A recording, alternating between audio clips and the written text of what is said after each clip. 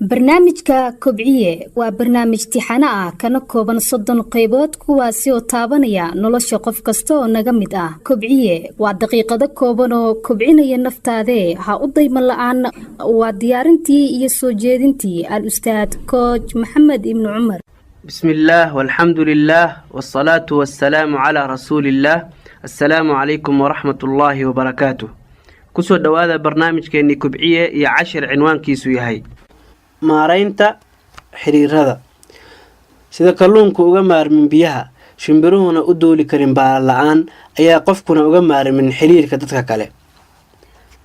mar hadii xiriirku sida ugu muhiimsan yahay nolosheena waxa laga maarmaanaa inaan barano sidaan u maareyn lahayn ugana faa'iideysan lahayn ugana dhigi lahayn mid aan na dhibin oo aan culays nagu keenin. xiriirku waa noocyo badan yahay nooc kasta wuxuu leeyahay qaab gaar ah oo loo maareeyo. noocyada xiriirka waxaa kamid ah 1 xiriir joogto ah waana nooca koowaad waana xiriirka kala dhaxeeya waalidka hooyo iyo aabe ugu horeyn abti iyo adeer iyo eedo iyo habar yar. sidoo kale xiriirka kala dhaxeeya lamaanahaaga iyo caruurtaada.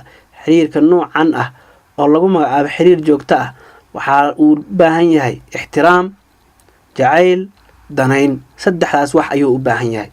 mana go'i karo waayo abtiga ayuu ahaanayaa weligiis xataa hadaadan la hadlin ama aadan jeclayn.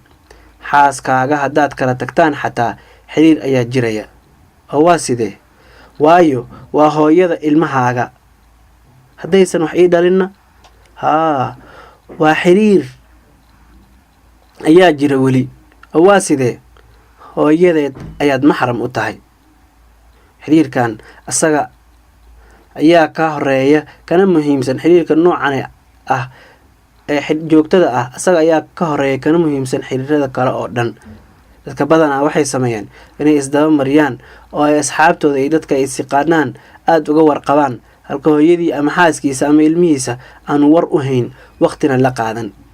waana qalad weyn oo dadku ku jiraan isla markaana loo baahan yahay inay ka waantoobaan iskana ilaaliyaan xuquuqda dadka kale ay ku tumanayaan. 2 xiriirku meel gaar ah waa nooca labaad ee xiriirada dadka ka dhaxmara. sida qof aad ku kulanteen saf aad adeeg u gashay sida bank ama adeeg kaleeto ama dad aad kula kulantay isbitaal ama fadhiyay kursiga kugu dhagan diyaarad aad ku safartay. xiriirka ayaa caan ku ah inta badan inuusan sii jirin oo markiiba uu dhamaado. waxaase looga baahan yahay dadka uu dhaxmaro ixtiraam iyo isnabadgelin inta xiriirka uu jiro oo aan la isku xadgudbin. 3 xiriir hore waa nooca saddexaad waana xiriir aad la yeelatay dad hore daris u ahaydeen ama aad wax soo wada barateen xilli hore oo aadan muddo is arkin kulana idin dhaxmarin. xiriirkan wuxuu caan ku yahay isu soo xiiska iyo daacadnimada. 4 xiriir la qorsheeyay waa nooca afraad waana xiriir ku talagal loo abuuray lagana fakarayo intaan la galin ka hor oo qorshe loo sii sameynayo. ilaahay ayaa subxaanahu wa tacaala quraankiisa ku sheegay oo nabigiisa faray inuu ku ag sabro naftiisana ku sabarsiiyo la jooga kuwa xusaya har iyo habeen Allah subxaanahu wa tacaala. waana xiriir istiraatiiji ah oo dana laga leeyahay. xiriirkan dadka qaar ayaa ku dhahaya xiriirku ma masaalix iyo madan buu ku dhisan yahay.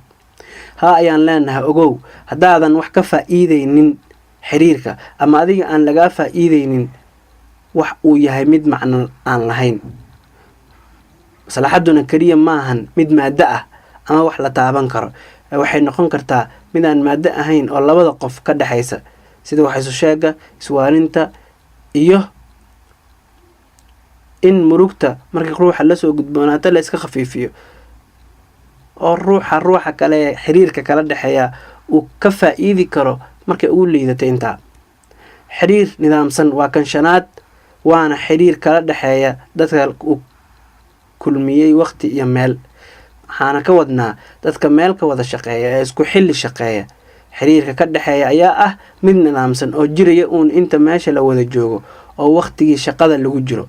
inta badanna saaxiibka shaqada kama falaysid inuu kusoo waco ama kusoo raadiyo xilli intaas ka baxsan, waayo qaabka xiriirka ayaaba ku eg meesha shaqada iyo waqtigeeda.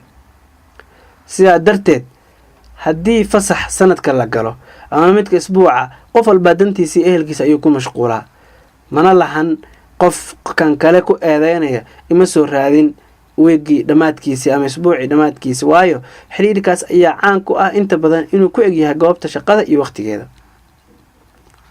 kan lixaad, xiriir sabeynaya, waana nuuca lixaad, waxaana loo yaqaanaa xiriir sabeynaya. waana xiriir ku dhisan ururinta iyo ogaanshiyaha macluumaadka oo keliya, sidee yahay xaalkaaga, xaggee jirtay, maxaad soo samaysay iyo waxa la midka ah.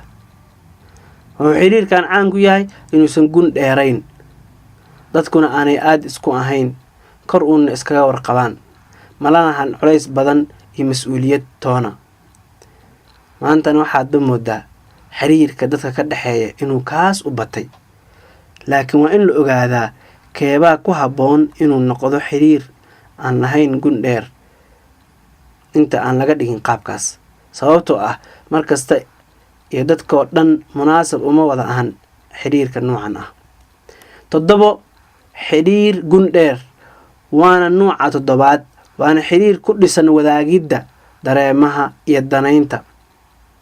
waxaan ka wadaa dadka xiriirkan uu ka dhexeeyo waxay wadaagayaan farxadda, murugta iyo waxa la midka ah ee dareema ah, iyo danaynta oo ah wax ka dhexeeya waxyaabo ay isku si u daneeyaan, aqrinta, dalxiiska, dabaasha, dad waxtarka iyo waxa la midka. tusaale haddaan usoo qaadano, xiriirada gunta dheer waa xiriir la rabo inay ka dhexeeyaan waalidka iyo caruurtooda, lamaanayaasha iyo ilmahooda, dadka asxaabta isku dhow ah, intaba waa inay xiriirka noocan ah ee gunta dheer ay yeeshaan. waxaa dhacda in badan in xiriirkii kan ka horreeyey uu ka dhexeeyay dadkan hadda soo sheegnay. tusaale ahaan, aabbihii wiilkiisii ayuu leeyahay, xagee ka timid, maxaad soo samaysay, iskuulka ma tagtay, cashirka ma akhrisay, iyo inuu xaaskiisa ku yidhaahdo aaway jaakadeydii, xagee la dhigay jaajarkii, iyo su-aalo la mida oo kulligood ku dul wareegaya macluumaad raagin iyo xog waraysi, oo astaan u ahayd xiriirka sabeynaya ee aan gunta dheerayn. waxayna si sahlan uga dhex abuurmaysaa qoyska xiriir aan gun dheerayn sabeynaya. haddii aad wiil weydiiso aabbaha iyo saaxiibka ayaad jeceshahay, wuxuu ku leeyahay aabbahay, isagoo kula yaaban weliba. haddaad su-aal kala weydiiso oo ku celisood dhahdo dalxiis ayaa laguu dirayaa, yaad jeceshahay inuu kuu raaco safarkaaga kuguna weheliyo, wuxuu hore ka leeyahay saaxiibkay hebel. gabadhuna sidoo kale haddaad weydiiso saaxiibteed ayay sheegaysaa. sababku waa maxay? waa xiriirka aabbihiis ama hooyadeed kala dhexeeyaa inuusan ahayn xiriir gundheer. waa xiriir sabeynaya oo aan hoos u fogeyn, kuna dhisan su-aalo iyo weydiimo aad moodo dembi baar. dhagaysto, waxaa loo baahan yahay in xiriirka dadka ka dhexeeya uu noqdo mid gun dheer mar hadday yihiin dad aada isugu dhow. waa inuu noqdaa mid ku dhisan jacayl iyo danayn la wadaago. ilmahaaga waad heli kartaa inaad danayntooda la wadaagto. hadday waxaan qumanayn ay yihiin, xataa waxa ay daneeyaan, si degan ayaad u sixi kartaa. nabigeena sala allahu calayhi wasalam ayaa wuxuu la hadlayay saxaabiga Anas la yiraahdo radiyallahu canhu, wiil walaalkiisa ka yaraa oo Abaa Cumayr lagu naynaasi jiray. saxaabiga yar ayaa waxaa ka dhintay shimbir yar oo lagu magacaabi jiray Nuqayr, oo uu haysan jiray, dhaqaalaynna jiray. waad dareemi kartaa caruur yar xayawaan uu haysan jiray oo ka dhintay, wax weyn ayay la tahay oo fakar gelinaya. markaasaa nebigu markuu arkay wiilkaa yar wuxuu dhihi jiray, yaa Abaa Cumayr, Abaa Cumayrow. waxa ugu yeerayaa magaca uu jecel yahay, u fiirso, waana dareensiinayo ahmiyadda uu leeyahay asagoo caruur ah weliba. maa facala Nuqayr uu dhihi jiray nebigu, ka waran shimbirkii Nuqayr ahaa. taasna waxay tusinaysaa sida nebigu ula wadaagayo wiilkaa yar danayntiisa, sababta wiilku wuxuu aada u danaynayay shimbirkaa ayuu u danaynayay. marka nebigu marna wuu ammaanay, marna wuu daneeyey. haddaad doonayso inaad xiriir wanaagsan dadka la samayso u muuji ahmiyad inaad siinayso, isla markaana la wadaag waxyaabaha ay danaynayaan wax ka mid a. lagama yaabo inaad ka weyso wax wanaagsan waxyaabaha ay dadku daneeyaan oo aad la wadaagi karto haddii aad si fiican ugu fiirsato weeyaan. dhagaystow, haddaad aragto laba wada dhalatay oo aad u wada socota oo wada kaftamta oo aan kala harin, maxaad dhihi lahayd? waxaad dhihi lahayd soomaha waa sida laba saaxiibo oo kale. sidoo kale haddaan aragno laba saaxiibo ah oo aad u wada socda oo wax walba wadaaga, waxaan leenahay waxaad moodaa laba wada dhalatay oo kale. soo sidaa maahan? hagaag, su-aale, xiriirkee gun dheer, saaxiibtinimada iyo walaalnimada? jawaabta ugu muhiimsan waxaa bixiyey nin carbeed oo remiy ah. markii la weydiiyey yaad jeceshahay, walaalka iyo saaxiibka, wuxuu ku koobay walaalkay ayaan jeclahay hadduu noqdo saaxiibkay. ogaanshiyaha noocyada xiriirku leeyahay, waxaan ka faa'iidaynaa inaan qof walbaa la yeelano xiriirka ku habboon kadib markaan ogaano xaqiiqada qofka iyo waxa uu yahay. inta badan dadka waa weji daboolan yihiin oo xaalad kastaa si ay ula dhaqmayaan ayagoo adeegsanaya wejiyo kala duwan, mana la faydmayo daboolka wejigooda saaran oo si dhab ah looma ogaan karo waxa ay yihiin ilaa wejigooda runta ah la arko oo uu faydmo daboolka saaran wejigooda, kaasoo faydma xaaladaha soo socda middood. 1 inaad kala tacaamusho dhaqaale oo aad lacag iyo wax la xiriira kala dhaqanto. markaa waxaa ogaanaysaa wejiga dhabta ee qofkaasu leeyahay. 2 inaad safar la wadaagto kaasoo dhib aad kala kulanteen oo aanu ahayn mid wada raaxo ah. 3 inuu qiiroodo, xanaaq, farxad, murug ay hal mar kasoo muuqato si degdeg ugu dhacdo, taasoo muujin karta ruuxa shakhsiyadiisa dhabta ah. 4 markii howl la kala qaybsado oo wax laysu xilsaaro lana qaybsado howl, hebelow hawsha ayaad u xilsaaran tahay, aniguna taa ayaan qabanaya, heblaayana midaas ayay noogu qoran tahay, sidaas oo kale. 5 markuu dhib weyni dhaco oo mushkiladii timaado, taasoo u baahan xal iyo maarayn, ayadan waa lagu ogaadaa qofka dhab ahaantiisa. inaad mar kasta wada joogtaan ama aad wada dhaqmaysaan sida qof aad saaxiibo isugu dhow tihiin ama aad meel ka wada shaqaysaan ama shuraka tihiin oo kale. 7 marka uu la dhaqmayo dadka asaga ka hooseeya ee u baahan asagusa u baahnayn, sida shaqaalihiisa, darawalka gaarigiisa, xoghaynta xafiiskiisa, sida uu la dhaqmayo waa laga ogaan karaa ayadana waxa uu yahay. 7 xaalad ee aan soo sheegnay waxay wejiga ka faydayaan kuuna soo muujinayaan qofka waxa uu yahay iyo xaqiiqadiisa rasmiga ah. sidaa darteed ayaad adiguna ku qaadanaysaa go-aanka rasmiga ah ee nooca xiriirka aad la wadaagaysaa uu noqon doono, ma mid aan gun dheeraynba mise waa mid gun dheer, mise waa gooynaysaa xiriirka waayo wax faa'iido ah kama helaysaan labadiinaba. baraha bulshada oo maalmahan dambe noqday meelaha ugu badan ee xiriirada laga sameeyo, isla markaana dadku iska bartaan, badanaana noqdaan xiriirada laga sameeya kuwo aan macno ku dhisnayn oo qofku iska kaasoo galayo isagoo iska socda oo aan lahayn sabab iyo ujeedo ka dambeysa samaynta xiriirka iyo kusoo darshada intaba.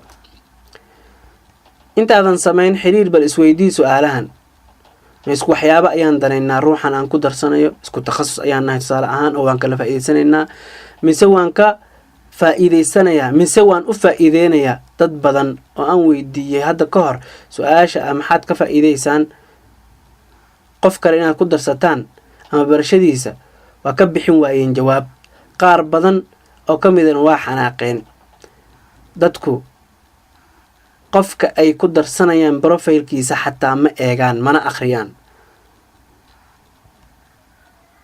waan yaabaye, ma waxaa la rabaa in 5,000 oo qof ay facebooka la buuxiyo? haddii xataa xiriir guur uu qofka uga gol leeyahay waxa uu qofka lagu darsadaa, waxaa jira qaab loo maro kaas oo aan xiriirka halaynaynin, waqti badanna luminaynin. haddii samaynta xiriirka iyo dhisidiisu leeyahay tabo iyo xirfado lagu dhiso oo ayadaas lagu xulanayo, sidoo kalena goyntiisa waxa ay leedahay dhagaystow una baahan tahay faham iyo tabo ku munaasab ah. dad badan ayaad arkaysaa in xiriirkoodu ku dhammaanayo dagaal iyo isnicid intaas waxaa kasii daran in qof walbaa kan kale sirtiisa iyo wixii uu ku aaminay faafinteeda uu ku dadaalayo. ogow ammaanada iyo sirta weligeed waa ammaano, mana wanaagsana faafinteeda. xiriir hagga oo ama ha sii jira dhagaystow, haddii bilowga xiriir kastaa uu u baahan yahay is-afgarasho iyo heshiis in lagu wada yahay, sidoo kale dhammayntiisa waxay u baahan tahay akhlaaq iyo dhaqan wanaagsan. mahadsanid. diiwaangeli wixii aad faa'iiday, isku day inaad dhaqan geliso, siina faafi.